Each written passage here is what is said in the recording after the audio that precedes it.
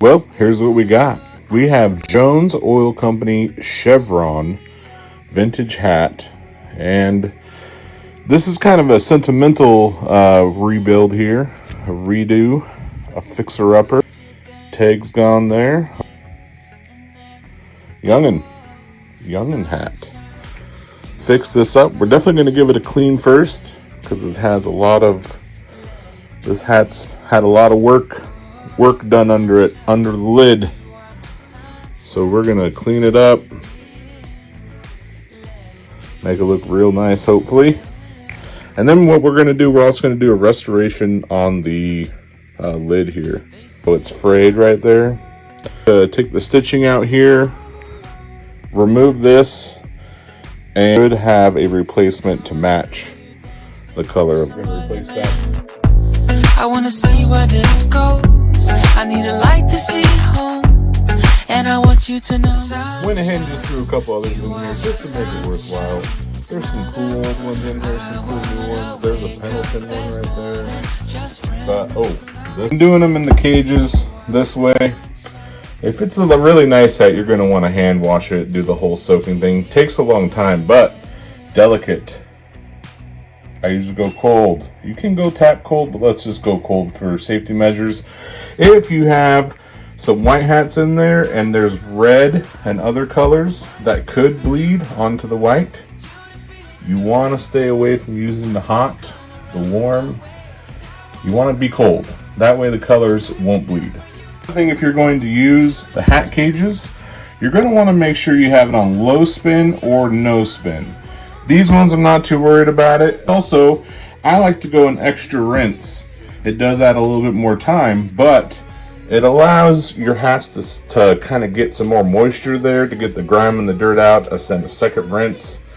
And yeah, I kind of noticed it also helps getting the extra soap out of the hats if you use too much. Now to find a hat that we can cannibalize to use the bill on the new one that we're going to be replacing. Try to find a newer hat that doesn't have the cardboard bill. Taking apart all those stitches with my little X-Acto knife here.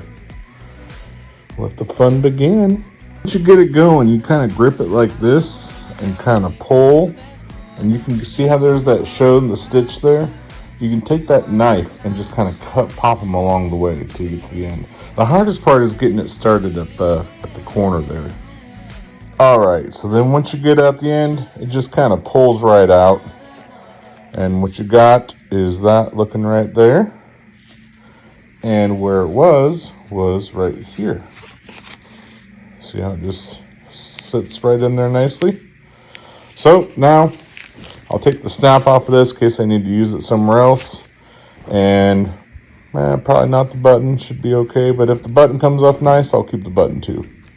Alright, so here we are with a little concoction that we got going on here with Dawn soap, a little bit of Tide, and some oxy powder in there. Now we're going to do a little scrubbing on the sweatband just to clean that up a little bit. But yeah, it did a fairly good job. We still have some spots here. We'll try to get those out. See how that looks. We'll give it a little soak. We're going to try and get some of that out of there. Alright, well, here it's been sitting. Color's looking really good. Look at that water. Picking up all the dirty stuff there. And those mold stains that were there, whatever was on it, there's some still there, but they're getting lighter.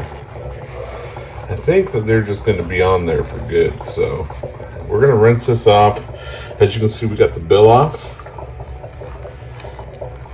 The sweatband looks a lot better. So we're going to give this a really good rinse, and then it's going to be ready to put back together. Cool.